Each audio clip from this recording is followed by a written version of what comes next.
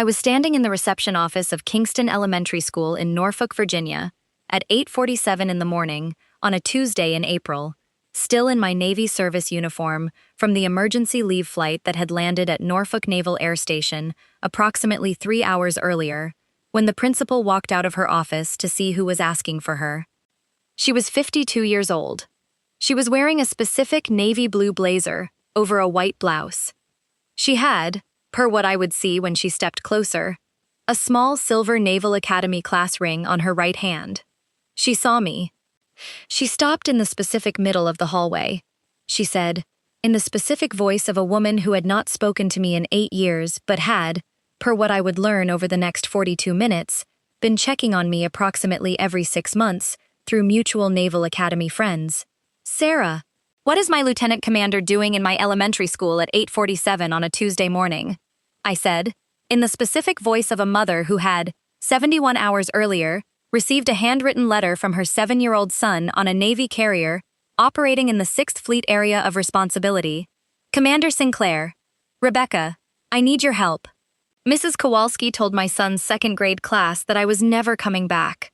Principal Rebecca Sinclair, retired Navy commander, Naval Academy class of 2003, my former company officer at the Academy, my former commanding officer aboard USS Nimitz from 2015 to 2017, took approximately 2 seconds to process what I had just told her. Then she said, "Sarah, come to my office. Patricia Kowalski will not be teaching your son's class after 10 o'clock this morning." My son and his teacher. My name is Sarah Chen. I am 36 years old. I am a lieutenant commander in the United States Navy, currently assigned as a surface warfare officer aboard the USS Ronald Reagan, an aircraft carrier of the Nimitz class, operating in the 6th Fleet Area of Responsibility. I have served in the Navy for 13 years. I graduated from the United States Naval Academy in 2011. I have a son. His name is Ethan Chen. He is 7 years old. He is in the 2nd grade at Kingston Elementary School in Norfolk, Virginia. His teacher is a woman named Mrs. Patricia Kowalski. I want to tell you about Ethan before I tell you about Mrs. Kowalski. Ethan was born on March 14th of 2018, approximately 6 weeks before I deployed on my first operational tour aboard the USS Nimitz. He has, in the 7 years since, been the specific reason I have accepted every deployment I have been given, and the specific reason I have never asked for shore duty extension. I want to be honest about that. The specific truth of being a female Navy officer with a young child is that every deployment I complete is, per the specific pipeline of the Surface Warfare Officer career track, one deployment closer to the specific level of career achievement that will allow me to shape the Navy in a way that means young women coming behind me have the specific example my mother did not have. My mother was born in 1962. She was, per the specific limitations of the era she grew up in, told that she could either have a career or have a family. She chose family. She raised me. She died of ovarian cancer in 2019. I have, in the 7 years I have been Ethan's mother, chosen both. That choice has, per my honest assessment, cost me and Ethan a specific amount every year. The specific cost, at the exact moment I received Ethan's handwritten letter in April, was approximately 3 years of accumulated separation from my son. I want to describe Ethan. He is, at 7 years old, a specific kind of child. He is not, per his 2nd grade teacher's specific description of him in her fall parent conference report, an emotionally forthcoming child. He is, per the same report, reserved and observant. He is, per his father Michael's own repeated observation, his mother's son. He does not, per what I have watched him do over 7 years, cry easily. He does not, per what I have watched him do over 7 years, complain easily. When Ethan says something is wrong, per the specific pattern I have observed, it is because he has, in his own 7-year-old way, calculated over a specific period of days or weeks whether the specific problem is worth the specific attention.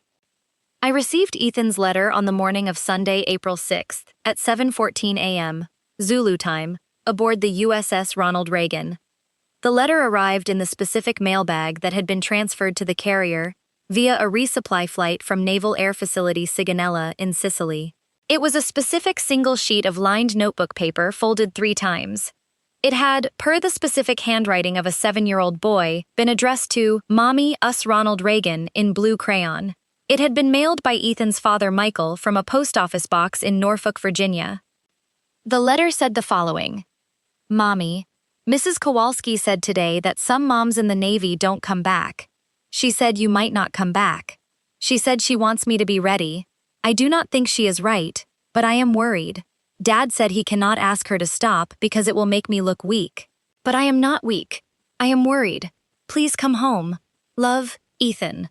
At the bottom of the letter, in a specific crayon color I recognized as the specific dark blue that Ethan used only for the specific things he considered most serious, my son had drawn a small anchor.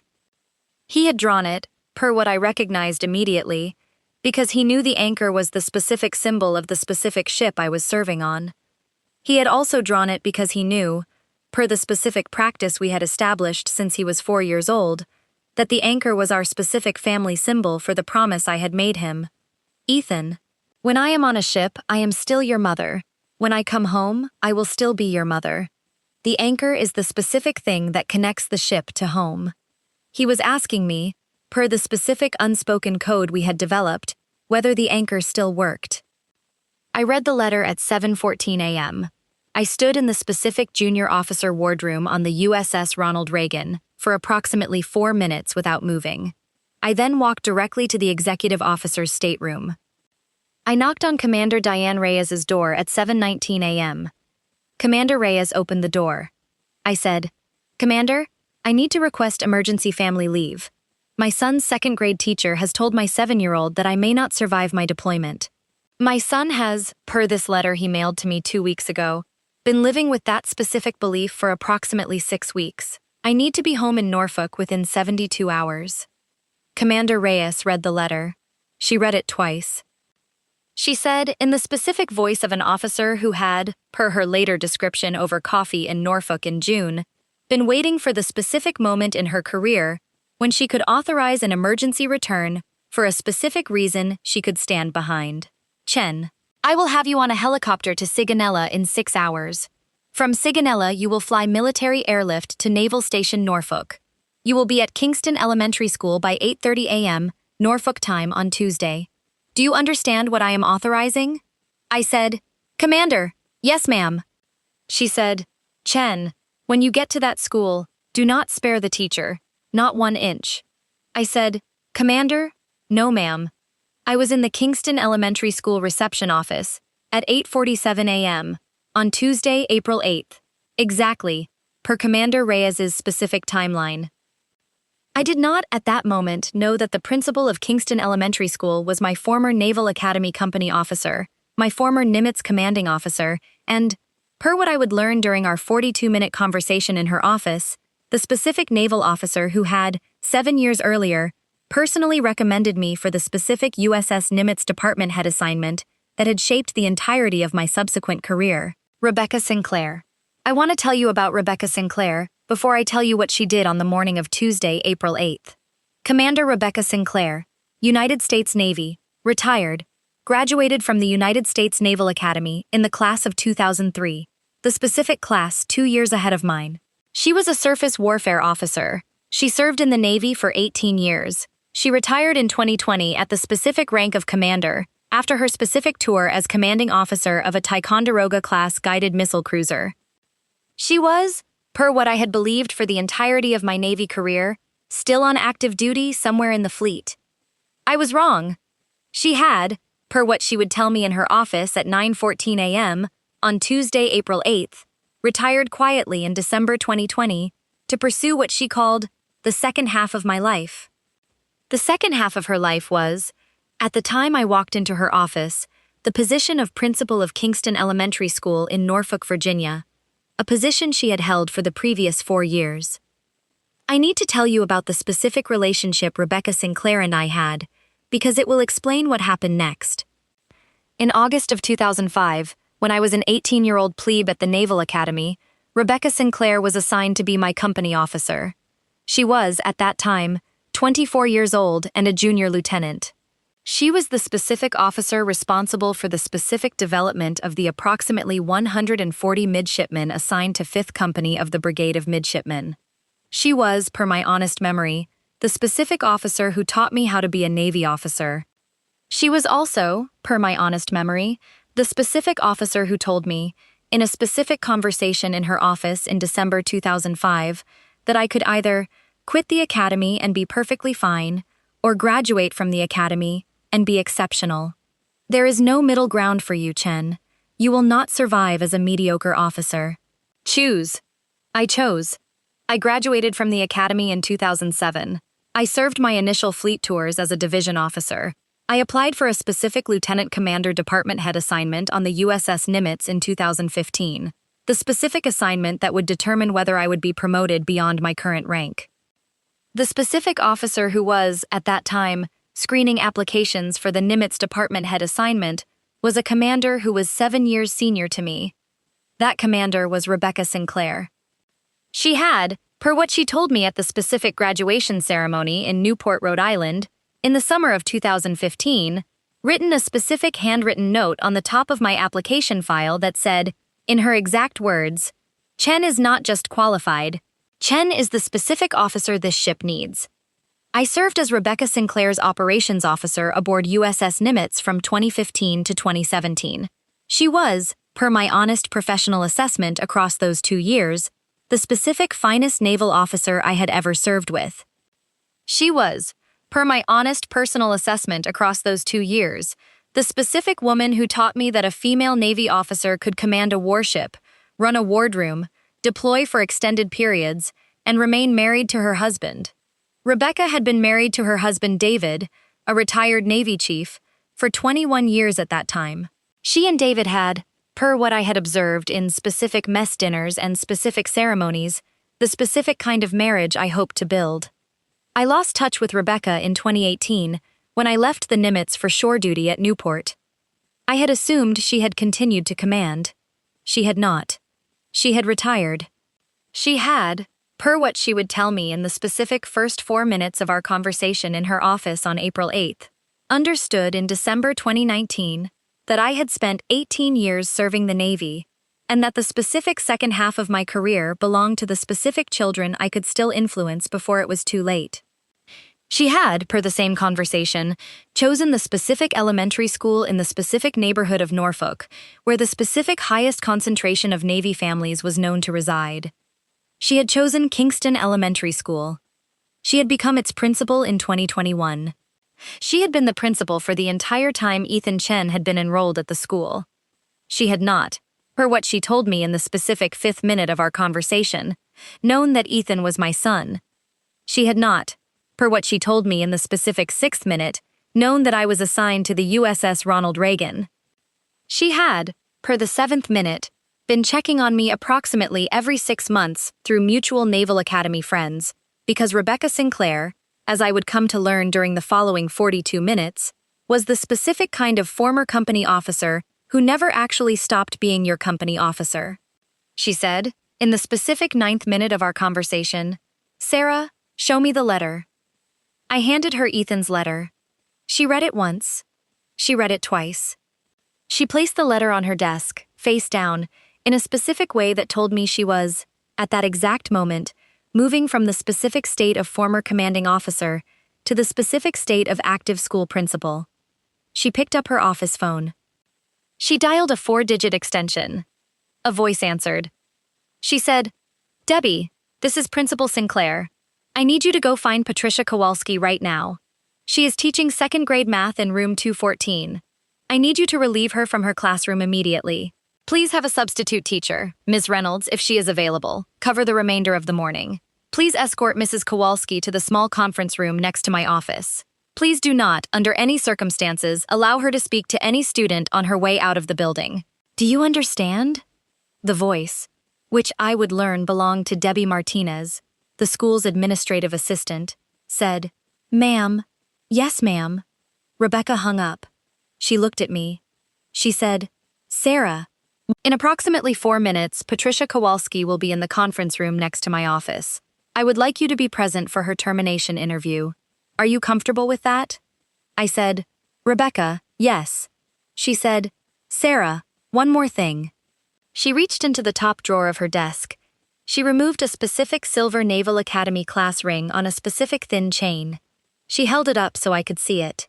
She said, Sarah, this was your ring when you graduated from the academy in 2007. You gave it to me at your commissioning ceremony. You told me, and I have remembered your exact phrasing for 18 years, Commander Sinclair, I would like you to have this, because I would not have had it without you. I said, Rebecca, I remember. She said, Sarah, I have carried this ring in this specific drawer of every desk I have occupied since 2007. I have carried it, per the specific promise I made to myself at your commissioning, so that on the specific morning that you needed the specific proof that I remembered who you were, I would be able to hand it to you. She held the ring out. I took it. I put it in the specific pocket of my Navy service uniform. She said, Sarah, now, let's terminate Patricia Kowalski. The termination and the assembly. I want to walk you through the next 47 minutes of Kingston Elementary School's morning, because they are the reason my son's second grade class will remember the specific date of April 8th for the remainder of their lives. At 9:14 a.m., Patricia Kowalski walked into the small conference room next to Principal Sinclair's office. She was 34 years old. She had been teaching at Kingston Elementary for 3 years. She was, per what I would later learn from Debbie Martinez, the specific teacher who talked to other staff about student personal situations in a way that made administrative assistants uncomfortable. She saw Rebecca Sinclair sitting at the head of the conference table. She saw me, in Navy service uniform, still in my Reagan flight-worn Class B, sitting to Rebecca's right. She said, Principal Sinclair, what is going on? Rebecca said, Mrs. Kowalski, please have a seat. Patricia Kowalski sat. Rebecca said, Mrs. Kowalski, I have been informed by the mother of one of your students that on approximately February 24th of this year, in your second grade classroom, you told your students, including a specific 7-year-old boy named Ethan Chen, that his mother, quote, may not come back from her Navy deployment. I have been informed that you repeated this statement, in approximately those specific terms, on 4 subsequent occasions during the following 6 weeks. Is this accurate? Patricia Kowalski went pale. She said, Principal Sinclair, I was trying to prepare Ethan for a possible outcome. His father, Michael, came to me privately in February. He said things were, quote, not going well with his wife's marriage. He said he was concerned that Sarah might not want to come home. He asked me to help Ethan understand that his mother's absence might become permanent. I was trying to help. Rebecca did not at that moment look at me. I did not at that moment react. I did, however, per my honest description of that exact moment to my mother's cousin later that afternoon over the phone, understand that Michael Chen had, at some specific point during my deployment, decided to end our marriage and had elected to communicate that decision to my son through his second grade teacher rather than to me directly. Rebecca said, Mrs. Kowalski, let me address your explanation in sequence. First, under the Family Educational Rights and Privacy Act, no teacher at Kingston Elementary School is authorized to discuss any student's family situation with any staff member at any time without the explicit written consent of both custodial parents. Michael Chen is one custodial parent. Sarah Chen, who is sitting to my right, is the other custodial parent. You did not have Sarah Chen's consent. Do you understand? Patricia Kowalski said, I didn't know I needed consent. Rebecca said, Mrs. Kowalski, that is your first problem. Second, under Virginia state teaching standards, a teacher is expressly prohibited from communicating to a student any information about that student's parents' marriage, personal circumstances, or possibility of death. The specific prohibition, Virginia Code Section 22.179.3, subsection B.4, is a specific requirement of every Virginia teaching license issued since 2015. You are licensed under that statute. You are legally on notice of that prohibition. Do you understand? Patricia Kowalski said, I. Rebecca said, Mrs. Kowalski. Third, Kingston Elementary School has a specific written policy, Policy 4.7, which you signed upon your hiring in 2022, that prohibits any communication with a student regarding a parent's active duty military status without the specific involvement of the school's family support liaison.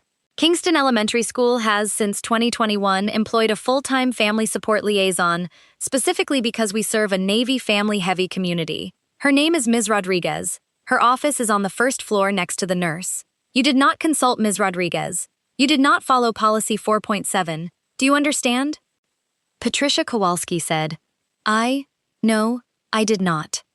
Rebecca said, Mrs. Kowalski.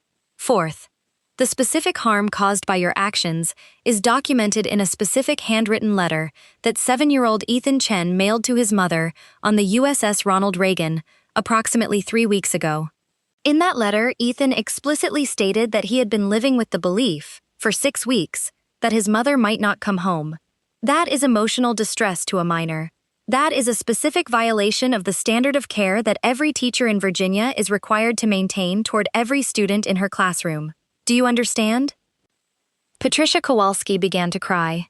Rebecca said, Mrs. Kowalski, as of 10 a.m. this morning, your employment at Kingston Elementary School is terminated for cause.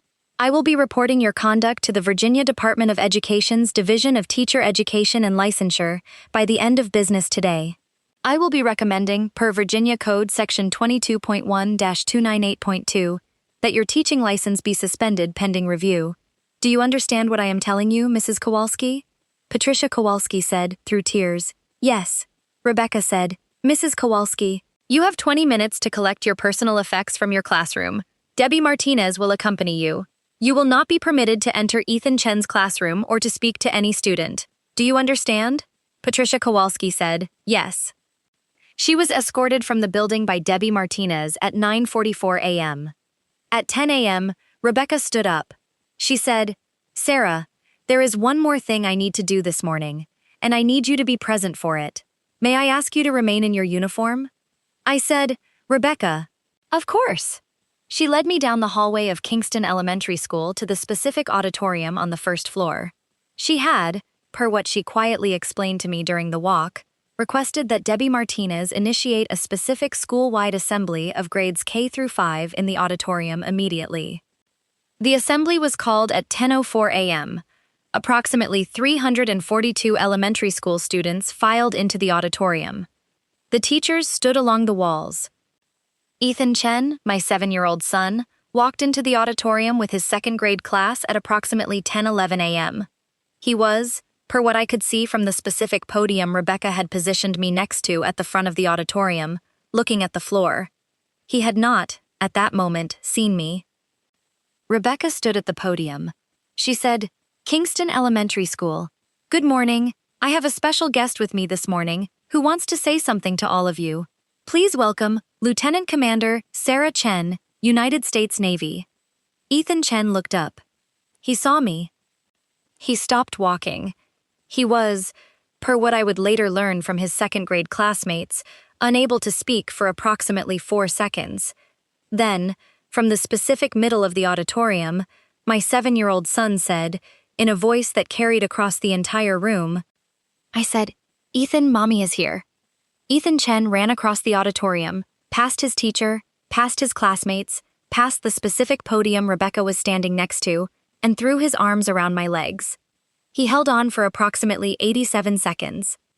He did not, per what I could see, cry. He held on. I did the specific thing I had not done since I had first held Ethan in the delivery room at Naval Medical Center Portsmouth on March 14, 2018. I cried. I cried, per my honest description to my mother's cousin that afternoon, in a way that I had, per my specific training, forgotten I was allowed to cry. Rebecca Sinclair stood at the podium. She said, to the 342 elementary school students of Kingston Elementary School, boys and girls, this is what a Navy mother looks like.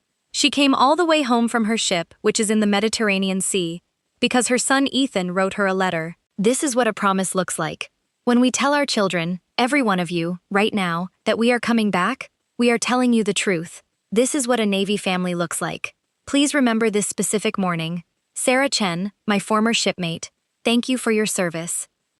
The 342 elementary school students of Kingston Elementary School applauded for approximately 2 minutes.